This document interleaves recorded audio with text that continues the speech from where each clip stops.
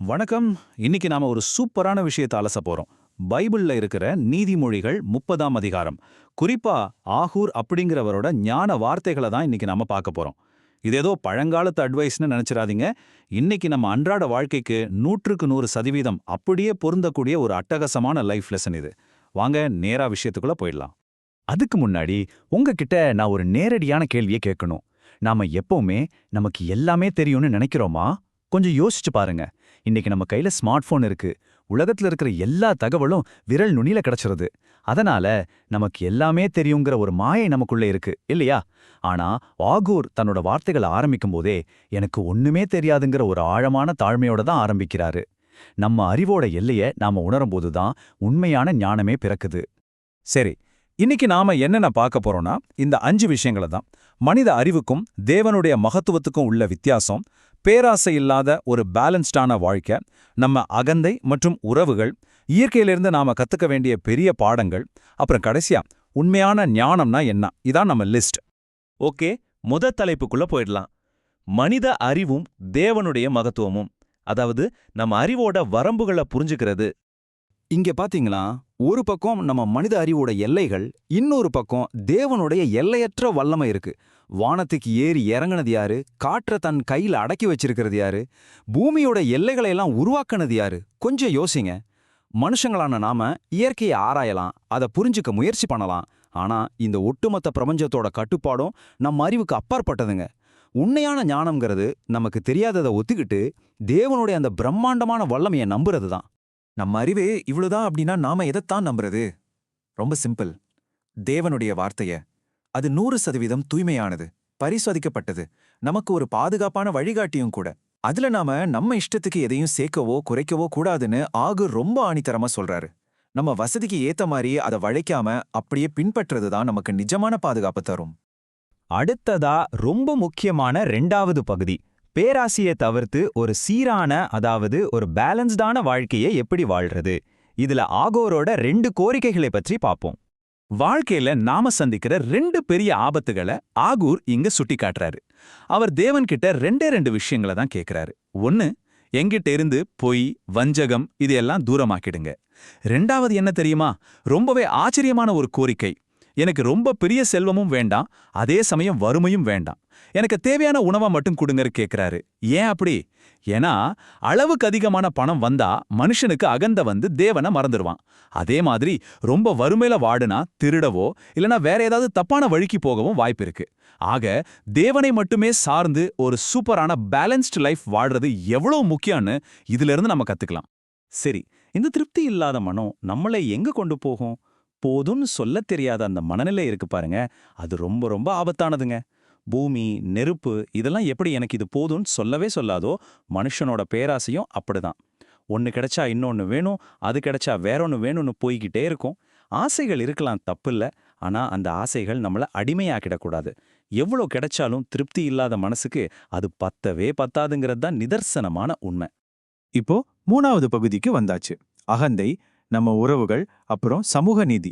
குறிப்பா மத்தவங்கள நம்ம எப்படி நடத்துறோம் அப்படிங்கறத பத்தி. இந்த ஸ்லைடை கொஞ்சம் நல்லா கவனிங்க. ஆகோர் நமக்கு ஒரு 3 முக்கியமான சமூக எச்சரிக்கைகளை கொடுக்கறாரு. முதல்ல, குடும்ப உறவுகள் ஸ்ட்ராங்கா இருக்கணும்னா அப்பா அம்மாவை மதிக்கணும். அவங்கள அலட்சியப்படுத்துறவங்க கண்டிப்பா தப்பான பாதைக்கு தான் போவாங்க. 2வது அகந்தை, அதாவது தலக்கணும். மத்தவங்களை விட நான் தான் பெரிய ஆளுன்னு நினைச்சா அது கண்டிப்பா நம்மளை கீழே தள்ளிடும். தாழ்மை மட்டும்தாங்க ஒரு மனுஷனை உயர்த்தும். 3வது விஷயம் நீதியும் இரக்கமும். சமூகத்துல கொஞ்சம் வசதியோ பவரோ இருந்தா பலவீனமானவங்கள ஒருபோதும் நாம அடக்கி ஆளக்கூடாது. ஒரு நல்ல சமூகத்துக்கு நீதியும் இரக்கமும் ரொம்பவே அடிப்படை. அது மட்டும் இல்லாம சின்ன சின்ன தப்பெல்லாம் எப்படி பெரிய பிரச்சனையா மாறுதுன்னு நாம உணரணும். அளவுக்கு அதிகமா சாப்பிடுறது, கோபப்படுறது, பொறாமை இதெல்லாம் நம்ம வாழ்க்கையில ரொம்ப பெரிய குழப்பத்தை உண்டாக்கிடும். பிரச்சனை ரொம்ப பெருசாகி வெடிக்கிறதுக்கு முன்னாடியே ஆரம்பத்திலேயே நம்ம செயல்களை கட்டுப்படுத்துறது தான் நிஜமான புத்திசாலித்தனம். ஓகே, இப்போ 4வது பகுதிக்கு போவோம். இயற்கையிலிருந்து நாம கத்துக்க வேண்டிய மாபெரும் பாடங்கள். 4 சின்னஞ்சிறு உயிரினங்கள் எப்படி நமக்கு லைஃப் கோச்சா மாறுதுன்னு பார்ப்போம். இந்த ஸ்லைட்ல ரொம்ப சுவாரஸ்யமான விஷயம் என்னன்னா, கண்ணுக்கே சரியா தெரியாத இந்த 4 சின்ன உயிரினங்கள் நமக்கு சொல்லித்தர்ற பெரிய உண்மைகள் தான். முதல்ல எறும்ப பாருங்க. அதுங்களுக்குன்னு ஒரு பெரிய லீடர் கிடையாது. ஆனாலும் எதிர்காலத்தை நினைச்சு கோடை காலத்திலேயே உணவை சேமிச்சு பக்காவா பிளான் பண்ணுது. அடுத்து கண்முயல். இது ரொம்ப பலவீனமான ஒரு விலங்கு. ஆனா பாறைகளுக்கு நடுவுல தனக்கான பாதுகாப்பான இடத்தை தேடி வச்சுக்குது. பலவீனமா இருந்தாலும் பாதுகாப்பை தேடுறதுல எவ்வளோ உஷாரா இருக்கு பாருங்க. 3வது, வெட்டுக்கிளிகள். இதுங்களுக்கு ராஜாவே இல்லைன்னாலும் ஒரு கூட்டமா செம்ம கட்டுக்கோப்பா செயல்பட்டு தங்களோட பலத்தை நிரூபிக்குதுங்க. கடைசியா பல்லி. ரொம்ப சின்ன உயிரினம் தான், ஆனா ராஜாக்களோட பெரிய பெரிய அரண்மனைக்குள்ள கூட ஈஸியா நுழைஞ்சிடுது. நாம எவ்வளவு சின்ன ஆளா இருக்கோங்கிறது முக்கியம் இல்ல, கிடைக்கிற வாய்ப்பை எப்படி பயன்படுத்துறோங்கிறது தான் மேட்டர். இயற்கையை பொறுத்த வரைக்கும் நம்ம அறிவுக்கு எட்டாத எத்தனையோ ஆச்சரியங்கள் கொட்டி கிடக்கு. வானத்துல பறக்கிற கழுகோட வழியா இருக்கட்டும், நடுக்கடல்ல போற கப்பலோட வழியா இருக்கட்டும், இப்படி எத்தனையோ மர்மங்கள் இந்த படைப்புல இருக்கு. நாம என்னதான் சயின்ஸ்ல பெரிய ஆளா வளர்ந்தாலும் எனக்கு எல்லாமே தெரியும்னு ஒருபோதும் பெருமைப்படக்கூடாது. இயற்கையோட இந்த அற்புதங்களுக்கு முன்னாடி நாம எப்பவுமே கொஞ்சம் தாழ்மையோட இருக்கிறது தான் நல்லது. சரி, இப்ப நாம கடைசி பகுதிக்கு வந்துட்டோம். வாழ்க்கையில உண்மையான ஞானம்னா என்ன? இதுவரைக்கும் நம்ம பார்த்ததையெல்லாம் ஒன்னா சேர்த்து பார்ப்போம். இப்போ இதுல இருக்கிற மிக முக்கியமான பாயிண்ட் என்னன்னா, நாம கத்துக்கிட்ட இந்த தகவல்களை எல்லாம் நம்ம லைஃப்ல எப்படி அப்ளை பண்ண போறோங்கிறது தான். நம்ம அறிவோட வரம்ப புரிஞ்சுக்கிட்டு தாழ்மையா இருக்கிறது, தேவனுடைய வார்த்தையை முழுசா நம்புறது, பணம் இருந்தாலும் சரி இல்லைன்னாலும் சரி தேவனை சார்ந்து பேராசை இல்லாத ஒரு பேலன்ஸ்டான லைஃப் வாழ்றது, மற்றவங்கள நீதியோடும் இரக்கத்தோடும் நடத்துறது, அப்புறம் இந்த எறும்பு, வெட்டுக்கிளி மாதிரி சின்னஞ்சிறு உயிரினங்கள் கிட்ட இருந்து கூட ஒற்றுமை, எதிர்கால திட்டமிடல்னு நிறைய விஷயங்களை கத்துக்கிறது. இதெல்லாம் தாங்க உண்மையான ஞானம். இந்த முழு விளக்கத்தையும் முடிக்கும்போது நான் உங்ககிட்ட ஒரு ஆழமான கேள்வி வைக்க விரும்புறேன். எனக்கு எல்லாமே தெரியும்னு நான் நினைக்கிறேனா, இல்ல தேவனை முழுமையா சார்ந்து ஞானமா வாழ்ந்துட்டு இருக்கேனா? பணம் மட்டும் வாழ்க்கையில வெற்றி கிடையாதுங்க, அதிகாரம் மட்டும் வலிமை கிடையாது. தேவனை மதிச்சு தாழ்மையோட ஒரு திருப்தியான நேர்மையான வாழ்க்கையை வாழறதுதான் உண்மையான ஞானம். இந்த கேள்வியை இன்னைக்கு உங்களுக்கு நீங்களே கேட்டுக்கோங்க. இந்த ஞானம் உங்களுடைய அன்றாட முடிவுகளை இன்னும் சிறப்பாக்கட்டும். கொஞ்சம் யோசிச்சு பாருங்க.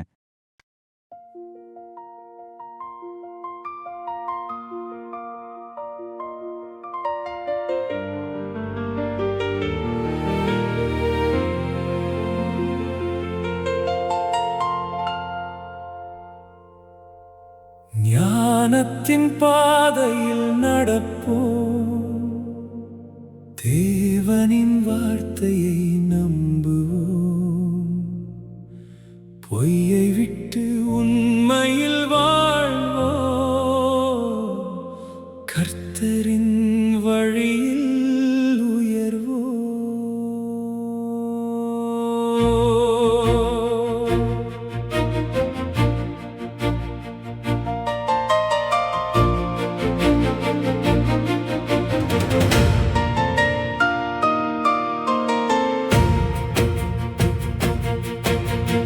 எல்லாம் அறிந்தோம் என்று சொல்லாதே,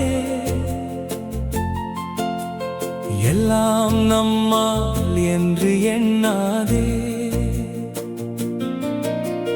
வானையும் பூமியையும் படைத்தவர் நம் தேவன் என்று மறந்திடாதே.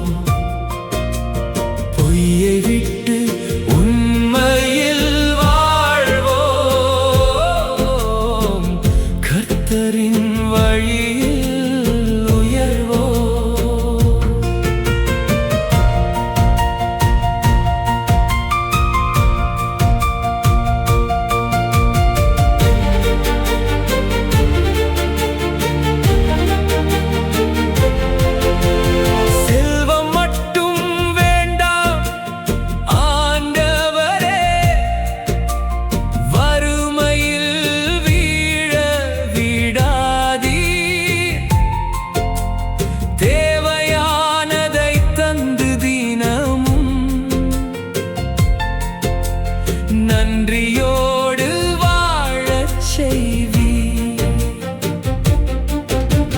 பேராசை நம்மை ஆளாதிருக்க திருப்தியை தந்தருளும் தேவனே, கிடைத்தது